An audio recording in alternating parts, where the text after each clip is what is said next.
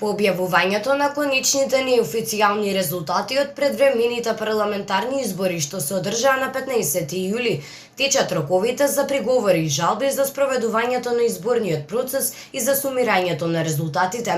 Секој подносител на листа на кандидати во постапката за гласање, сумирање и утврдување резултати од гласање може да поднесе приговор во ДИК во рок од 48 часа по завршувањето на гласањето, односно по објавување на првичните резултати. ДИК е должна да реши по приговорот во рок од 48 часа веднаш по приемот.